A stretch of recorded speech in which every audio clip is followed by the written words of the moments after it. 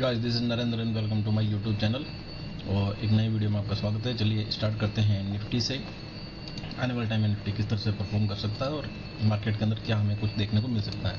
तो अभी फ़िलहाल के लिए निफ्टी जो चल रहा है वो है 24,230 के आसपास। एक रेजिस्टेंस का जो एरिया था यहाँ पे अगर आप देखोगे, ये एक यहाँ से प्राइस जो है लास्ट बार भी गिरी थी, तो उसी जगह पे जाकर के एक रेड कैंडल बनी है। तो क्या रिलेवेंस है इस रेड कैंडल के, वो सिंपल समझ लेते हैं। उसका लॉजिक यही है फ्रेंड्स कि जब भी मार्केट के अंदर कोई रेजिस्टेंस होता है तो मार्केट उसको रेस्पेक्ट करता है। और इसका दूसरा लॉजिक ये है, जिन लोगों ने यहाँ पे बाइंग करी थी वो लोग अच्छे खासे प्रॉफिट में बैठे हैं। तो उन लोगों ने यहाँ पे छोटी मोटी प्रॉफिट बुकिंग की है। कुछ लोगों ने यहाँ खरीदा होगा, कुछ ने हो सकता है यहाँ खरीदा है, ठीक है। तो जिन लोगों ने यहाँ खरीदा वो कल या इस टाइम बहुत अच्छे प्रॉफिट में बैठे हैं। तो छोटी मोटी प्रॉफिट बुकिंग होती है। किसी के पास 10 लोड है तो 5 लोड बुक किए होंगे या 2 लोड बुक किए होंगे, या अगर किसी ने फ्यूचर में पोजीशन बना रखी है तो उसमें उन्होंने वहाँ भी अगर 10-12 लोड हैं तो हो सकता है 5 लोड सेल कर दिए हों, तो अपनी कुछ पोजीशन है वो स्क्वायर ऑफ करते हैं। तो इस तरह की छोटी मोटी न्यूट्रल कैंडल बनती है। लेकिन इस न्यूट्रल कैंडल का रिलेवेंस देखिए कि ये अपने पिछले दिन के जो क्लोजिंग प्राइस थी 24,125, उसको भी डाउन, उससे भी नीचे नहीं गई है। तो ये भी एक तरह से दिखने में रेड कैंडल है, लेकिन मेरे लिए ये बहुत ही बढ़िया बुलिश कैंडल है, ठीक है। अगर नीचे जाना होता तो प्राइस इसका 50% यानी 24,000 के आसपास या फिर उससे भी नीचे का लेवल तोड़ती तो मुझे समझ में आता कि चलो ठीक है, अब मार्केट थोड़ा सा वापस करेक्ट हो रहा है। लेकिन फिलहाल के लिए निफ्टी बहुत ही बुलिश है और ऐसे बुलिश मार्केट के अंदर सेलिंग की सोचनी भी नहीं है। अभी के लिए फिलहाल इतना ही कि आने वाले टाइम में जो मुझे दिख रहा है कि एक बढ़िया बुलिश कैंडल आपको इसमें आने वाले टाइम में देखने को मिलेगी और इस लेवल को तोड़ते हुए दिखेगी। सेकंड जो लेवल है अभी रेजिस्टेंस का वो यहाँ पे है करीब 24,800 के आसपास, ठीक है। तो वहाँ तक मार्केट जाएगा बिकॉज इसको हायर हाई करना है स्ट्रक्चर के हिसाब से, अपसाइड यहाँ तक जाना है, उसके बाद एक छोटा सा करेक्शन देखने को मिलेगा। तो फ्रेंड्स, निफ्टी के लिए इतना ही। बुलिश सेंटीमेंट के साथ में बने रहिए और इस रेजिस्टेंस को आपको कल ही इसको ब्रेक करता हुआ आपको दिख जाएगा, ठीक है। यानी कि जो है 23 अप्रैल को आपको ये अपसाइड भी ही जाता दिखेगा, ठीक है। चलिए, तो दिस इज अबाउट निफ्टी। अभी के लिए फिलहाल क्या अपॉर्चुनिटी है उस पर डिस्कस कर लेते हैं फ्रेंड्स। अपॉर्चुनिटी है अभी हमारे पास में लाइक कि SBI लाइफ इंश्योरेंस, पहले भी बताया था, तो 1700 के टारगेट और 2000 के टारगेट आने वाले टाइम में देखने को मिलेंगे। बढ़िया स्ट्रक्चर है, एक रेजिस्टेंस था, उसका ब्रेकआउट हुआ है और अभी प्राइस यहाँ पे सस्टेन हुई है, ठीक है। कोई भी स्ट्रक्चर या कोई भी प्राइस है वो डायरेक्टली रॉकेट की तरह ऊपर नहीं जाएगी फ्रेंड्स, ऐसे सीधी सीधी ऊपर नहीं जाएगी। उसको बीच में थोड़ा सा बहुत जिगजैग, जैसे नीचे गिरते हुए भी जिगजैग होता है, वैसे ये थोड़ा बहुत हो सकता है। इस तरह से फर्स्ट टारगेट दे दे, सेकंड टारगेट उसके बाद में ऊपर जाए, थोड़ा यहाँ रीटेस्ट करे, फिर बाद में इस तरह से करते हुए ऊपर जाएगा। तो SBI लाइफ इंश्योरेंस बहुत ही बढ़िया अभी दिख रहा है। उसके अलावा SBI भी देखिए, मैंने चार्ट ऑलरेडी बना रखा है आप लोगों के लिए। फर्स्ट टारगेट जो है 775 का था, ऑलरेडी दे चुका है, ठीक है। अब 875 के टारगेट के लिए आप इसके साथ में बने रहिए, जिनके भी इन्वेस्टमेंट चल रहे हैं, ठीक है। और मेरे कहने से कोई इन्वेस्टमेंट नहीं करना है, ये बार बार मैं रिपीट करता हूँ, ये वीडियो सिर्फ एजुकेशन पर्पज से है, ठीक है।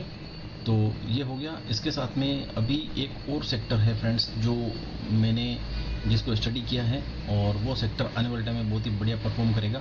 लेकिन उससे पहले मैं आपको बता दूं, मैंने आप लोगों को इंडस टावर दिया था 15 तारीख को, ठीक है। अगर आप देखेंगे जाकर के इंडस टावर, मैंने मेरे 15 तारीख का वीडियो चेक कीजिए फ्रेंड्स। मैंने 15 तारीख को ये चीज़ बोली थी कि इंडस टावर आने वाले टाइम में बहुत ही अच्छा परफॉर्म करने वाला है। और देखिए अभी के लिए क्या हुआ है कि देखिए 15 तारीख चेक करते हैं कहाँ पे, ये 15 तारीख है, 15 अप्रैल। यहाँ पे मैंने बोला था कि 15 अप्रैल को कि ये एक रेजिस्टेंस था जिसको ब्रेक किया है और उसके बाद में स्टॉक अपसाइड जा रहा है।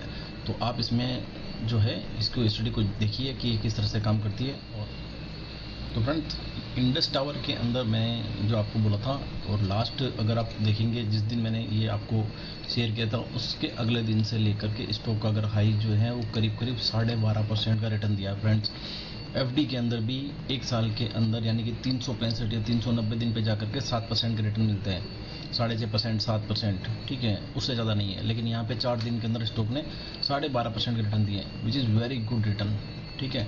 और अगर अभी के लिए स्टॉक में क्या है इंडस टावर के अंदर कि जब ये हाई लगाया ना फ्रेंड्स, तो इसमें 3 कैंडल ग्रीन बनी है। ये एक पैटर्न होता है, लगातार 3 ग्रीन कैंडल को, इसको बोलते हैं वाइट सोल्जर। और वाइट सोल्जर के का एक मतलब थ्योरी है, स्टडी है कि इसमें वापस एक रिटेस्ट बनता है और प्राइस जो है इस बीच की जो कैंडल है यहाँ पे एक बार आप लोगों को एंट्री देने आती है। एंट्री देने आती है मीन्स यहाँ पे प्राइस इस रेंज में एक बार वापस आती है और फिर इसी रेंज से वापस अपसाइड जाती है।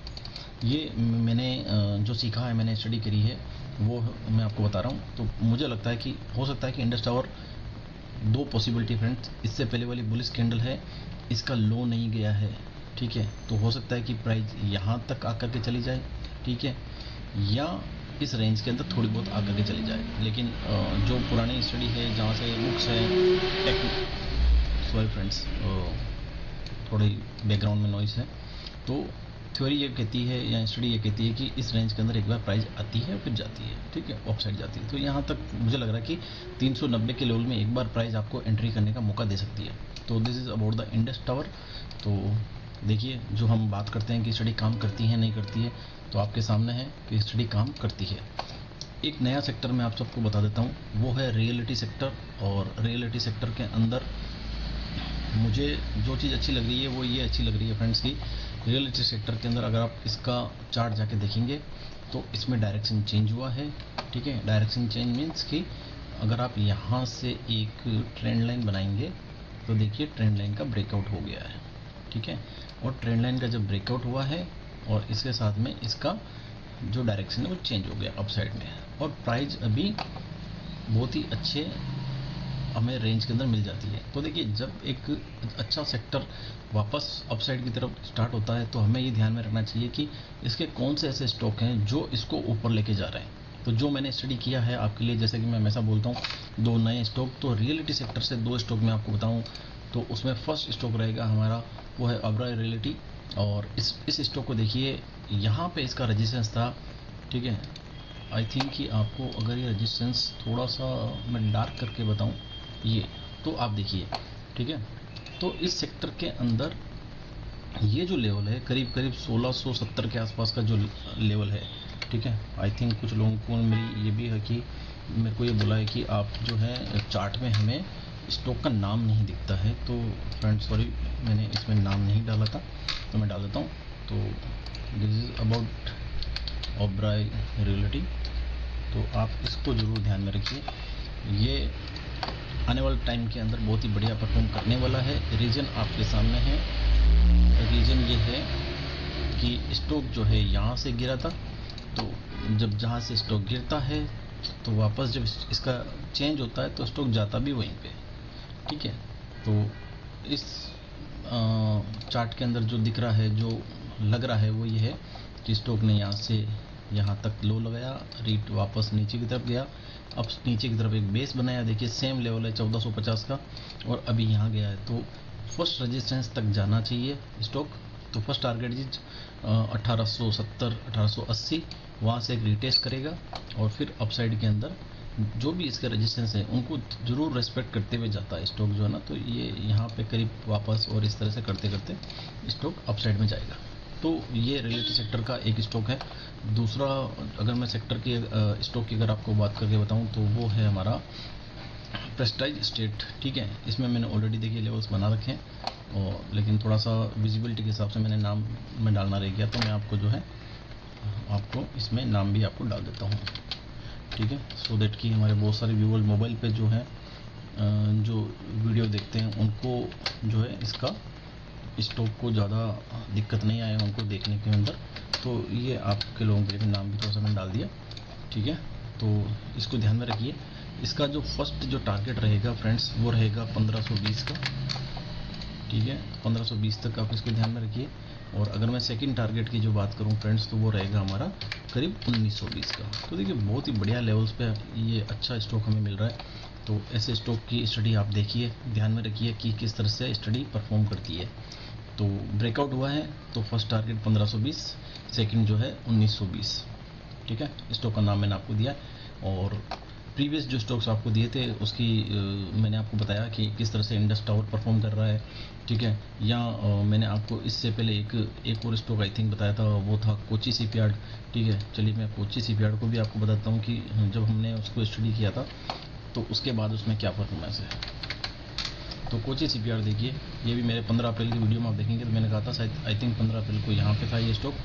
देखिए उसके बाद अपसाइड ही है, मतलब जो हमने बात करी थी उसके बाद स्टॉक धीरे धीरे ऊपर जा रहा है। कोची सीपीआर की खासियत बता देता हूँ फ्रेंड्स, ये ऐसा स्टॉक है जब इसमें बुलिश कैंडल आना स्टार्ट होगी, अभी स्टार्ट नहीं हुई है, ये तो एक धीरे धीरे मतलब स्टार्ट कर रहा है, मतलब आप समझे ना, मतलब रॉकेट उड़ने से पहले जैसे इंजन स्टार्ट होता है ना, उस टाइप का सिचुएशन है इसमें, धीरे धीरे ये स्टार्ट हो रहा है। आप इसका प्रीवियस चार्ट में जब देखेंगे ना, मतलब आप हैरान हो जाएंगे फ्रेंड्स कि इसकी एक एक कैंडल 6% की कैंडल बनती है। देखिए जैसे ये एक कैंडल है, अगर मैं इसको देखूँ तो ये कैंडल करीब 5.5% की कैंडल है, ठीक है। आप देखिए ये कैंडल देखिए 11% की कैंडल है। तो जब इस स्टॉक के अंदर मूवमेंट आएगा ना, तो एक दिन में 5%, 6% या 10% बहुत ही नॉर्मल है। अभी ये स्टॉक अपने एक उस जोन के अंदर है जहाँ पे ये फंसा हुआ है, बायर अभी इंटरेस्टेड नहीं है यहाँ पे। अभी जो है इस लेवल को इसको ब्रेक होने दीजिए। 1500 का लेवल जो है कोची सीपीआर के अंदर, एक बार आप जो है ब्रेक होने का वेट कीजिए, उसके बाद इस स्टॉक को देखिएगा कितना मजा आने वाला है। बहुत ही बढ़िया स्टॉक है, ठीक है। इसमें फर्स्ट टारगेट जो आपको इसके बाद जो देखने को मिलेगा फ्रेंड्स कोची सीपीआर में, the first target is near about 1980, मतलब फर्स्ट टारगेट आपका 1980। और अगर एक बार ये स्टॉक यहाँ से छूटा ना 1500 से, तो 1900 का लेवल आपको मुश्किल से 1 वीक में भी देखने को मिलेगा। आई थिंक 1 वीक के अंदर ये स्टॉक जो ना इतना दम रखता है कि ये 400-500 पॉइंट निकाल देगा। तो फ्रेंड्स इसको ये मैंने ऑलरेडी बताया था, लेकिन आज भी चलो मैंने इसका स्टडी दोबारा आपके सामने शेयर कर दिया। देखिए इसका ये फाइनल टारगेट है करीब 3000 का, जो इसका सबसे जहाँ से स्टॉक गिरा था, तो ये फाइनल टारगेट है। लेकिन ये छोटे छोटे टारगेट जो मैंने आपको अभी से इसके लिए बता दिए। So friends thank you so much. 1500 का लेवल क्रॉस करने के बाद हमें ये टारगेट देखने को मिल सकते हैं। तो इस वीडियो के लिए इतना ही। निफ्टी बुलिश है, कोई अभी बेरिंग या जो बेरिश व्यू है वो नहीं रखना है, कंप्लीटली बुलिश व्यू। और उसके बाद में कुछ अच्छे स्टॉक्स जो हमने बताए उनकी स्टडी चेक कीजिए, शेयर, ठीक है। और ये वीडियो अपने फ्रेंड्स के साथ शेयर कीजिए और देखिए कि स्टडी किस तरह से काम करती है। और अगर आपको लगता है कि स्टडी अच्छी है, काम करती है, तो सबको शेयर कीजिए, लाइक कीजिए, शेयर कीजिए और क्या सब्सक्राइब कीजिए, सो दैट कि हमारे और भी जो फ्रेंड्स हैं उनको अपन जो है इस वीडियो के माध्यम से उनको भी अपनी नॉलेज और स्टडी शेयर कर सकते हैं। तो thank you friends, bye bye.